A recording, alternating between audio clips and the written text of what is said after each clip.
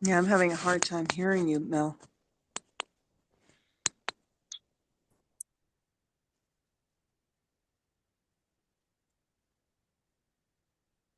Well, I don't have to talk that much, so Okay, which should we start off with today? usually you go over the minutes. Okay, does everybody looked at the minutes I move and that want we to approve accept them? them. I second that. Okay, they're approved. Thank you.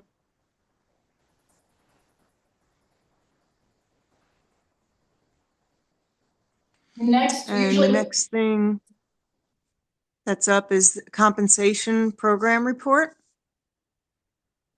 All right, that's me. I'm gonna start sharing my screen. There it Thank is. you. All right.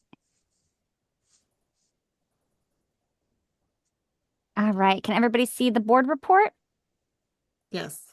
All right. So for the month of March 2025, top crime for spending was domestic assault at $11,155.10, followed by aggravated assault at $7,637.41.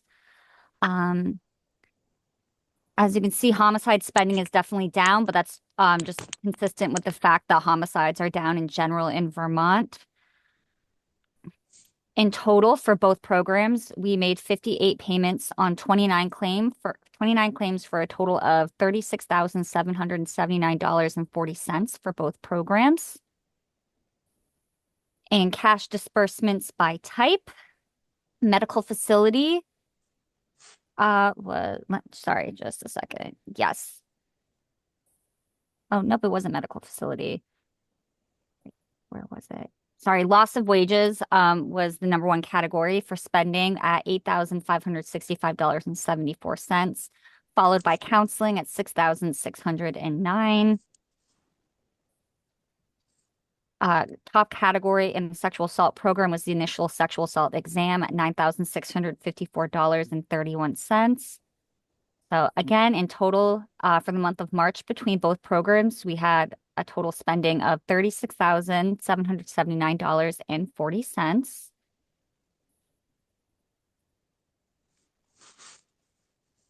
Okay.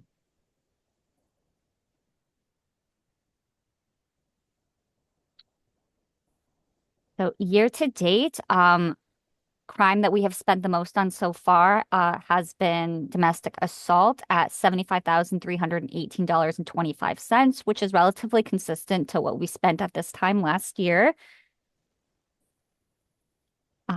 Followed by homicide at $68,800.85. As you can see, homicide spending is approximately half of what it was last year. But again, that has a lot to do with the fact that homicides in Vermont are down considerably in comparison to last year. Aggravated assault at $51,991, which is about $6,000 less than we spent in prior FY. So far for FY 2025, the compensation program has spent $273,742.33. In comparison to this time last year, we spent $334,360.19. So spending is down. Between both programs, we made a total of 529 payments on 193 claims. Okay, and so year to date, cash disbursement by expense, medical facility at $64,122.63, followed by funeral at $44,672.95. As you can see, spending considerably less than we were last year for funerals. Again, like I mentioned 3 times already, homicides are down in general. And sexual assault program, for the most part, has remained pretty consistent in terms of the amount of claims we're receiving and how much we are spending. So in total, $333,695.18 for FY25 in comparison to $396,707.75 for FY24. Any questions at this point? Excuse me, it looks like relocation Oh, yeah, sorry, I missed that one. is up Yes. So, quite a bit. yeah, 42,412, 76 cents in comparison to a little over 26,000 last year. Mhm. That could definitely have something to do with the increase of cost of living, having to relocate people, to more expensive properties than we probably would have in the past. There's also a severe lack of housing in Vermont. In terms of whether we're relocating people more often or we're just spending more on the places they are moving to, I can't say for sure. But yes, Mhm. that is something that we are keeping an eye on because that is up considerably. But Yeah, I definitely, wonder if there's ever a breakdown with domestics in the relocation, like how much of that is domestic violence related? Just curious.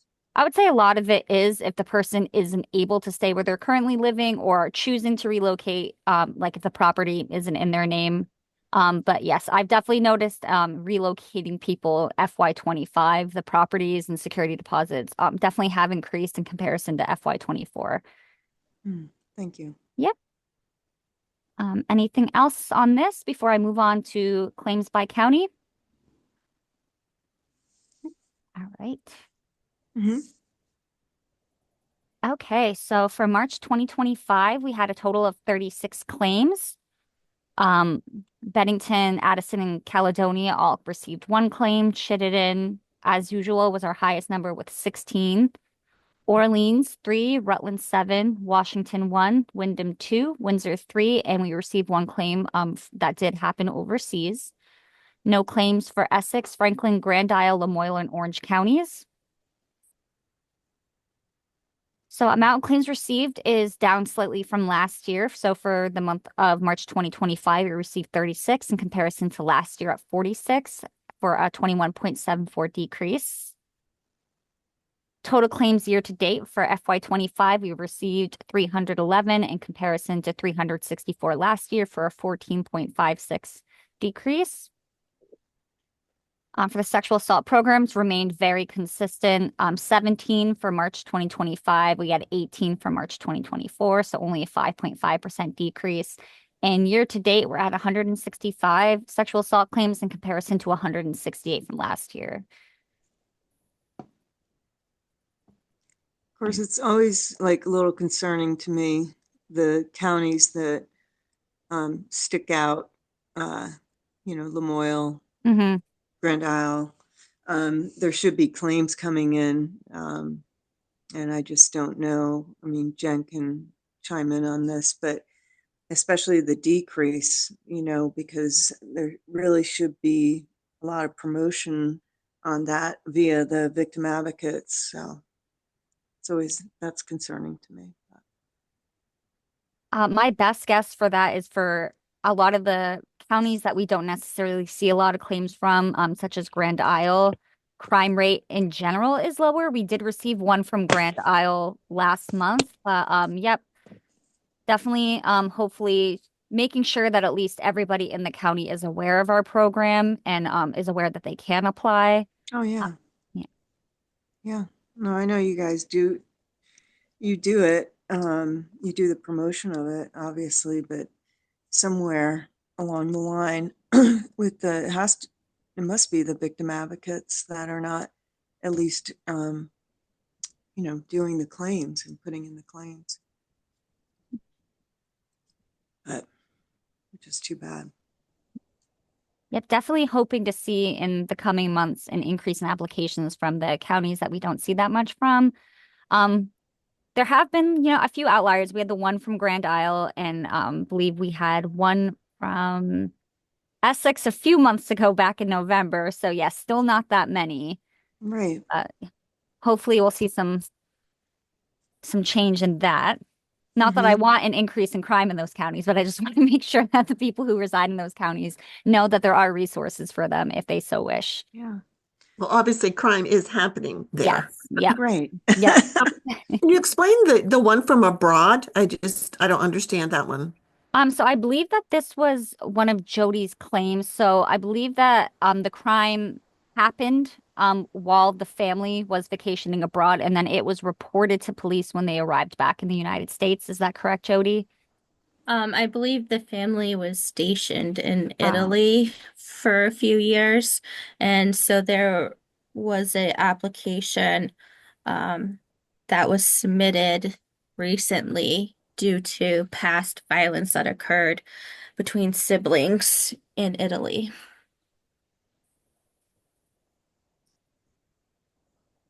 The violence occurred in Italy? Yes.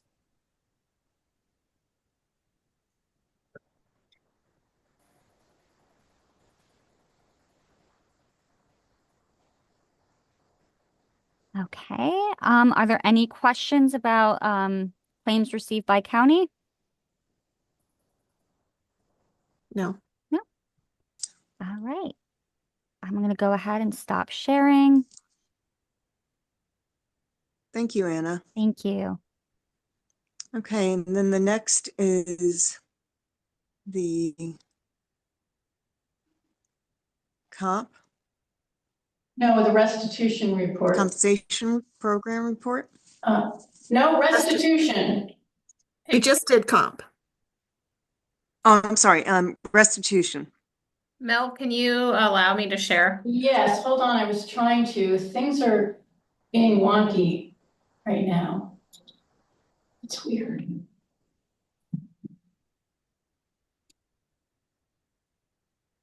Huh.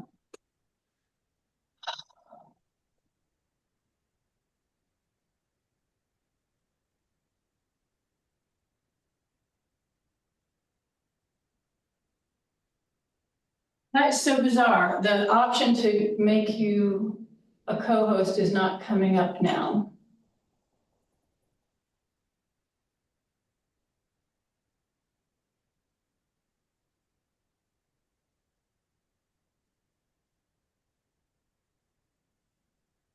You want me to send you a request? Request, okay, sure. Yeah, maybe there's too many co-hosts. That's weird. Just bear with me. I'm gonna have to see if somebody else, no.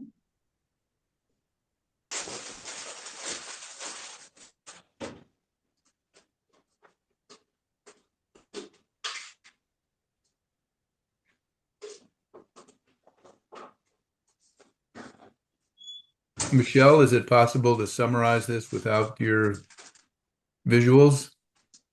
Oh, it looks like it's No. letting me now, Mel. I'll bring it up. Michelle, No, I'll bring it up. The I Mel, don't know why. it's letting me now.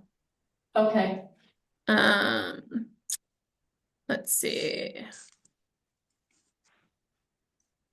Okay.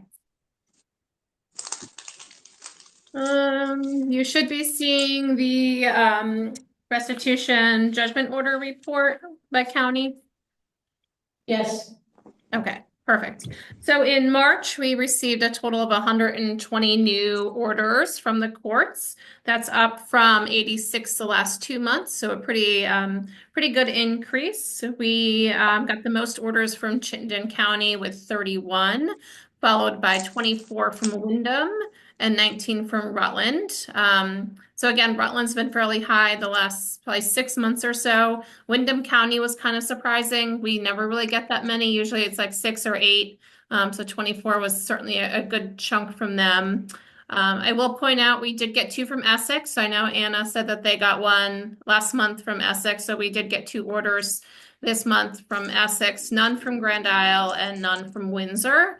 So Windsor's a little bit surprising. We usually at least get a couple, if not, again, 4 or 6. But otherwise, everything else was pretty much as expected. Any questions with that? No.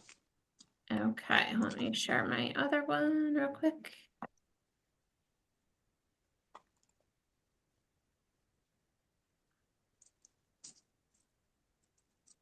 So you should be seeing the board summary report for March. So we ended the month with just over $49,000 collected by our case managers. That's about $1,200 above our goal of $48,000. So that's great. So far, February was the only month this fiscal year we haven't hit our goal. So it's been a pretty decent year. We're about 23,000 shy of our year-end goal. So we'll definitely hit that this month and then bring in some additional money. So that's nice to see. We brought in just over 55,000 in tax money. That is up from about 47,000 last March. So February was down a little bit from last year, but then March is up. So we're right about where we typically are at this point in the last couple of years. So that's great. We do bring in about $240,000 to $300,000 through tax offset. So it's certainly a huge chunk of money that we're able to bring in and then send back out to victims. We advanced just shy of $27,000 from the fund last month. That is pretty much exactly on par with last year for March. So that was interesting to see. And then we were able to send out a total of 199 payments to crime victims in the month of March. Any questions with any of those numbers? You You guys ever been get- working hard. That's awesome. Yeah, they're very, very busy all around. Mm. Do you That's ever awesome. get donations? Once in a while. So typically our donations are when a case, the state's attorney wants to resolve a case by dismissing it, they'll sometimes have the offender do a donation to the restitution unit. But those are fewer and far between. There was one year we had like 3 or 4 of them in a short amount of time, but we really don't get them that often anymore. But usually it's like a DUI or something where someone needs to be able to go to Canada, so they'll dismiss the charge. But again, they'll agree to pay a chunk as a donation to our fund. But again, it's not often. There are cases where a victim has chosen that they don't want the restitution, and then they will ask that the money that would have gone to them get donated. So often like the United Way or Humane Society or something like that. So that happens on that way more often, I would say. Any Great. other questions? No. Thank you, Michelle. Great, thank you.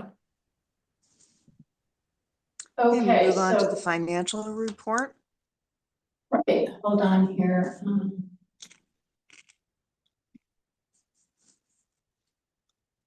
Let me know when I can share, Mel. I think you can. Hi, Carol. Hi there. Okay, hopefully you can see the board report. I know that most of you received this prior, the board members. I'm starting on our special fund receipts. The biggest thing is just noting that we really only have 3 months left in this fiscal year, which seems hard to believe. So what we're looking at here is that fact. We're going to scroll down and see that the revenues, what came in the month of March. For the compensation program, you do see that it shows a relatively high deficit compared to the previous time at this fiscal year in March. But I wanted to indicate that this is because it was a one-time large deposit for surcharges through the courts, because they hadn't been putting them in the previous month. So we had this like rather large deposit in March. So again, keeping that in mind, that's why it looks so different compared to last year at the same time. Overall, we are seeing that again, we're bringing in just a little bit more in revenue. And one of the things that you're noticing, if you remember in last month's board meeting, this number was probably closer to 600,000. It has gone down, and primarily that is a indicator that we're now using federal funds to support the victim compensation claims. So that should be noted. This is why we're probably seeing that this amount is going down, because we've changed the funding stream. Again, with restitution, we are seeing that they are below what they were last year at the same time, keeping that in mind. And we are seeing an increase in the DVSV fund. Now, that again has to do with that increase in surcharge and marriage licenses. So there's that. So again, these are our revenues. as I always speak about, what we do is projections based on the average revenues that are coming in per month. That's these numbers here, how many months we have remaining in the fiscal year, and what we project those the fund balances to be compared to the appropriation.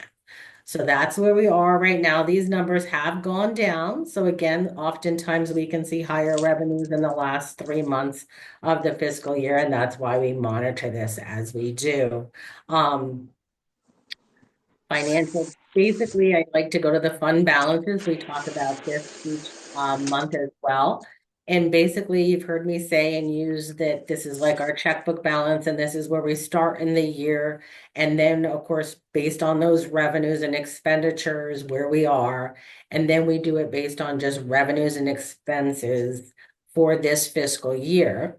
And these are our numbers that we're showing. We are showing that again, the compensation and restitution fund are in the red, meaning that again, their expenditures are more than what's coming in revenues. So that's why we're seeing that, as you can tell, for the first time in a very long time, the restitution fund is now down below $1 million, which is concerning. Unfortunately, the revenue for the restitution fund doesn't have any of the changes that we've saw for the compensation and the DV fund. So that is certainly something that needs to be addressed, is possibly looking for other revenues for the restitution fund. It is part of a request that we had in this year's budgets. We did ask for funding, some one-time funding to support the compensation fund, the federal VOCA dollars that were decreased, as well as the restitution fund. I'm sure Jen will touch on that a little bit more, but those were 3 of our requests for this coming fiscal year 26. So those are the highlights. If there are any other questions and anything in particular, I'll be glad to go over it. But those are generally the 2 things that I present to you all. Again, I can get into some of the other details, but I do know that you all received the board report so that you're able to review it and go over it prior to the actual meeting. Does anybody have any questions? I don't. Okay, thank you. All right, thank you, Carol. Thank you, Carol. Sure. Okay, next up is discussing expanding the definition of the medical professional board member position. Would that be Jen? I don't think that I was was this the brought up? lead on this. That was Richard, who I believe at Richard. our last meeting we knew we were thinking about the statutory definition and should it just be confined to a licensed physician. That was the recollection that the comp team and I had as far as this being an issue that was raised. Maybe my recollection's incorrect, and No, that's all right. Well, What was I haven't- the idea around that? Is that Richard? Well, just the idea that I'm not going to be doing this forever. I wondered whether that the law states, I didn't know, it has to be an MD or perhaps a DO. And now, as nurse practitioners and all other providers step into the breach of primary care, there may be well-qualified people who could fill this position. So that was the question. I think the law does not, I can't remember the statute specifically about who, so, it does specify a licensed physician. yeah. So could that it be is- changed to a licensed clinician, could that be changed? I guess that was the question. I know 2 people who I've talked to about this position, 2 MDs, who were not disinterested in it, but whether they have the time or interest, if they were asked, I don't know. So it was more, there was no urgency about it, but Well, the miscellaneous judiciary bill is up in House Judiciary. It was last week and is up next week and the week following. So if there was something the board wanted to discuss and put forward, that would be a really easy vehicle to do that. But if folks want to take more time, but the ship will sail on this one, on this bill, by early May. So if there's a thought that we would put forward language the board would agree on to make a slight tweak, then that would be easy enough to accomplish. Well, I would say if it's easy to accomplish and you can broaden or make less specific the definition to be a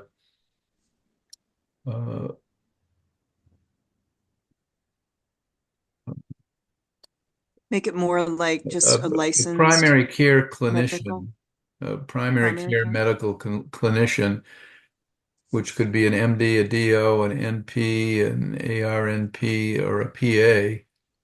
Hmm. You might find someone who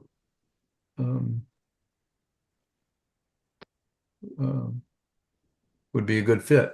The two Yeah. docs that I know would be, if they were interested, would be very good fits for this job, since it takes about a monthly couple of hours and an occasional little bit of this and that.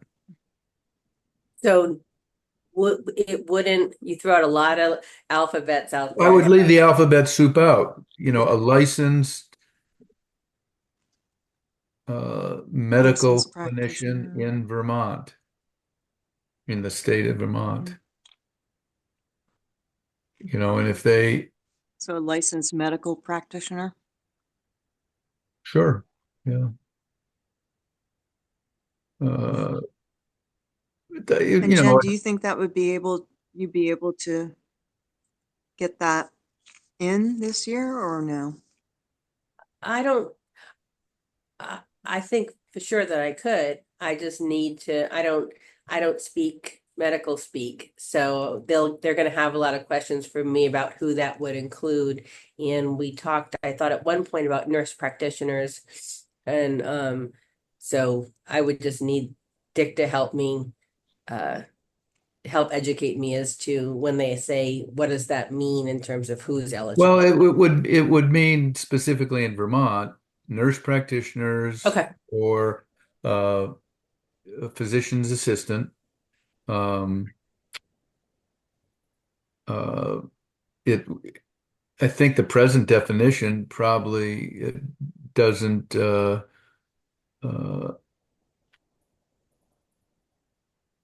isn't specific to MD, DO, or Yeah. NP, which is a naturopathic physician.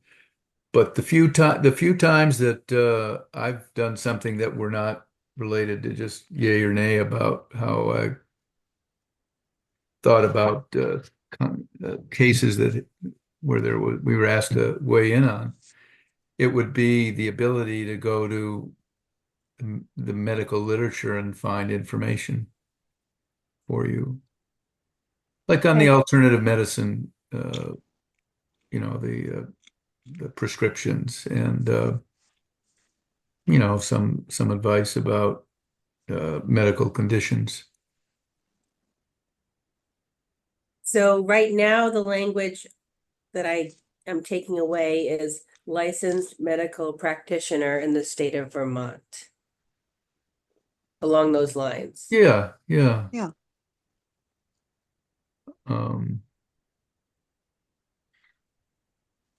Correct. Okay.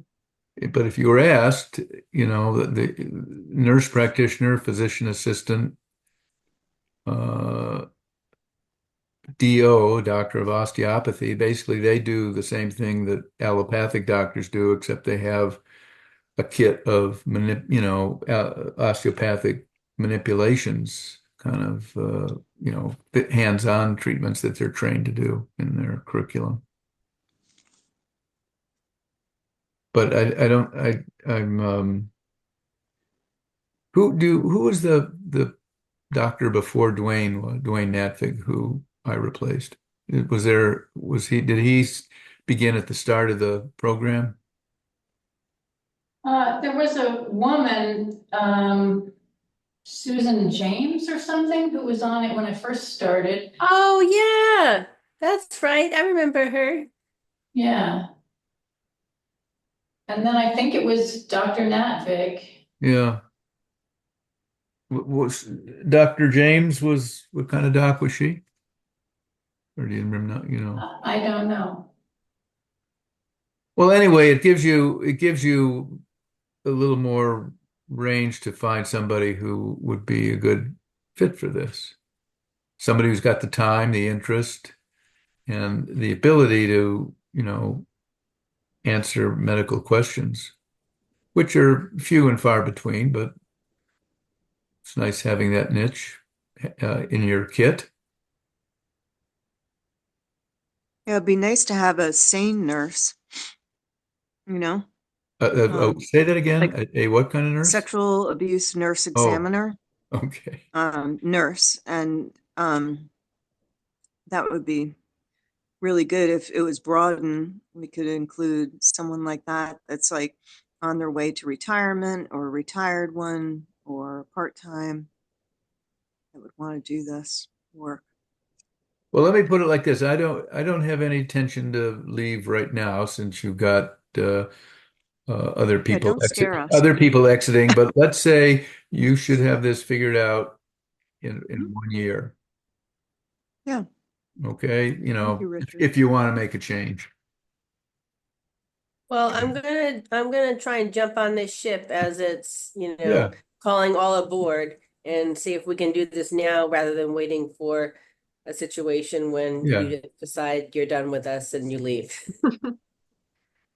Thank you, Barring Jen. unexpected things, illness or whatever, dementia. Well, it's, I'm slowing down. I'm not demented or whatever, but it's a good idea to Mhm.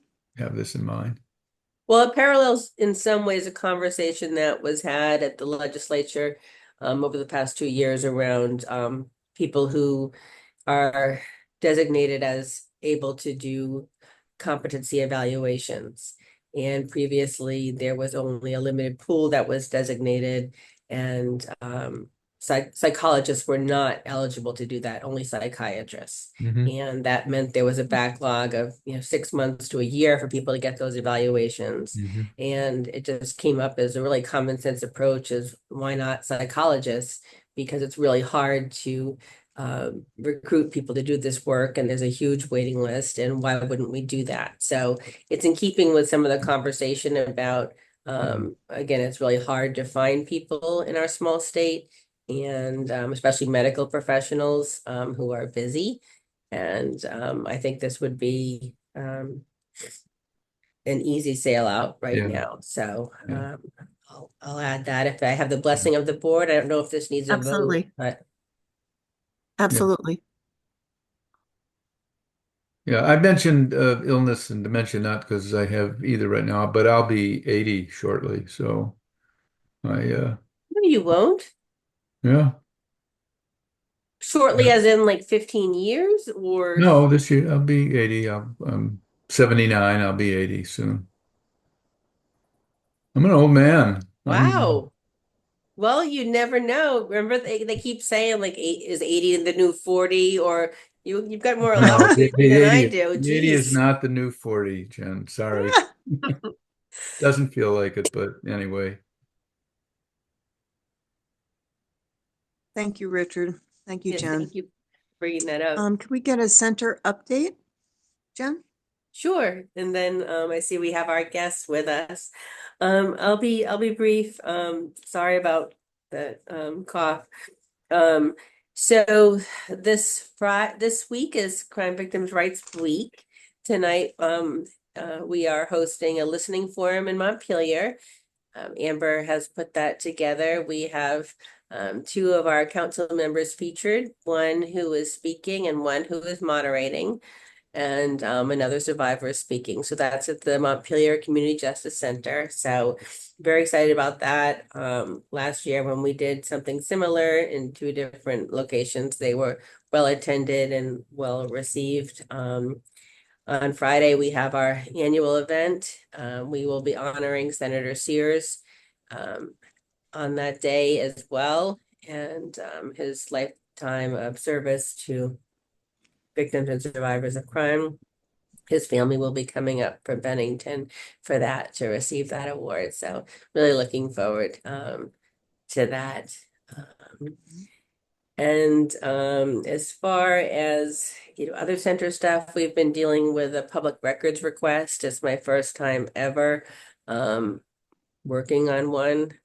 Carol has been amazing and tireless in terms of helping me with the requests. Well, I maybe not tireless, tired, but she's doing it. Thank you.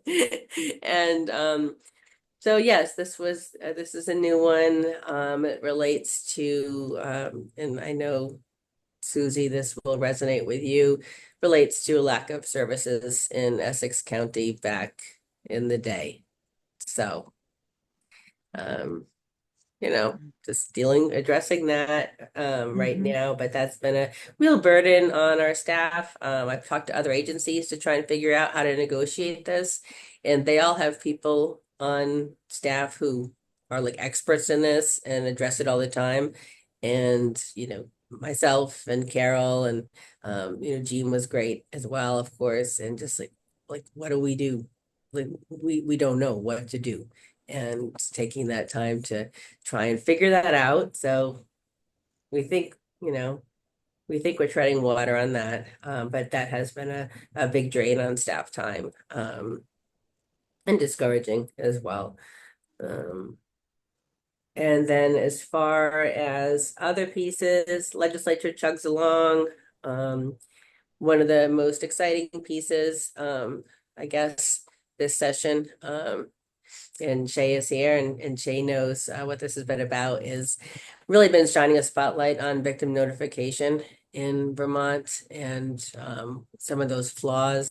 There was a wonderful article, wonderful not because the contents were good.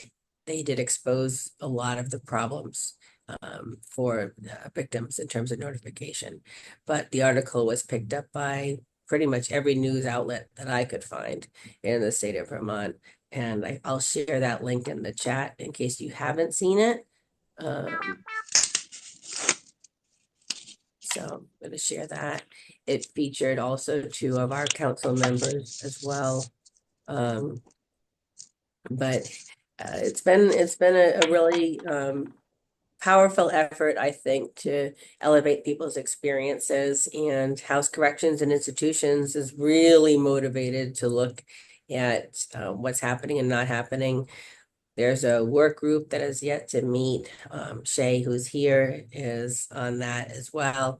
We'll meet on the 2nd, but definitely with the focus that has taken place, I'm really confident we're going to see changes in the notification system. Really confident. Good. People are fired up, and that's good. So, and again, Shay's one of those who's really fired up. With respect to the budget, we're not in good shape right now. But I haven't given up. I'll be speaking before Senate Judiciary tomorrow. We had requested $562,000 to meet the projected deficit in our compensation program, $324 to meet the projected deficit in our restitution unit restitution fund, and then 1.1 million at least to address the loss in VOCA for the coming fiscal year. Currently, we don't have anything, but we will see how that goes. I have had conversations. We will see. I don't know. I don't think we're going to get much, but if we get something, then we can work with it. So I'll testify in Senate Judiciary tomorrow, and then move forward from there. But I don't believe that, I don't believe it's over at this point. I will say that nobody else really got anything either. So I didn't take it too personally as an agency, because there were a lot of asks, and you know, I haven't lost all my hope yet. And so I guess I'm not a complete cynic, but we're gonna go in and keep fighting and Mhm. see what we can do. Thank you so much, Jen, for all the hard work you do too. Yes. Good Really. luck. Well, I Yeah. think we have people that I really do believe in the people that are our liaisons in the House and the Senate. And I think that unfortunately, what happened to us in the House was that there were some pet projects that came out of the committee. That's usually a wonderful friend to victims, but the pet projects got elevated. And that's the frustration for me, is that they keep passing laws that create new programming when there doesn't seem to be a commitment to recognizing that there's core funding that needs support. And whether it be for the programs we support or our direct services, or, again, I know that the state's attorney's advocates have been asking, not them, but the department asked positions for them. But then there are new programming pieces that are created, and the strategy is to create the program, but not ask for the funding, because that will stop the bill. And then come in the next year and say, oh, we have this law, but we have no funding for the programming. So that's the strategy that I've been dealing with the past several years. So I think that they really do care, but they have these things that is the shiny new toy. And people forget about the poor little toy that's getting like beat up and like left in the yard. So Briefly, I know we have guests waiting, and just as an FYI, at the end of the meeting last month, I mentioned something about broadcasting the needs and the challenges of the center to the media or to the legislature in a different way. Someone challenged me to write something, and I did, and it's now in the hands of Jen and Jean and perhaps someone else, because in the last part of it, I left blanks to put in numbers related to dollars. So that's designed to put a little pressure on you and Jen, because I talked to Jean, who's my neighbor, and she's running and hiding from me on vacation now. So good for her and her husband. But anyway, I did do that, and not time now, but and I'm happy to share the draft with you, but or whoever. But anyway, I'm Thank you waiting. for doing that. Yeah, yeah. I don't know whether anybody else saw it other than Jean and Jen or whomever, but okay, that's all I wanted to add. Thank you. thank you very much. Carol, Gina shared that with Carol and I. We didn't have a chance to all have a conversation because of the public records piece that gives us certain deadlines where we have to basically produce everything that we have ever made within the past. The request dates back to 2014, so we got a little sidetracked on that. But we did see it, and I think we'll definitely. I'll tell you what, I'm watching the Nelson's house while they're away, and so I'm gonna text them saying that I've got news about the house, but first she has to do her part of that. I'm just kidding. Don't do that to I'm supposed to. Jean. She says I don't have a key to the house. She said if something's the matter, call us. I said, okay. No, leave her be. She's already, I'm sure, not completely on vacation. I can't Yeah, I'm imagine. She sure probably she wants isn't. to check her phone and check her phone. Are Thank we you. all set with that? Yes. Sorry, Jen. And we do have a claim, it looks like. Okay, so Oh, if we'll you're wait on one, that. We'll close the if- meeting out. thank you.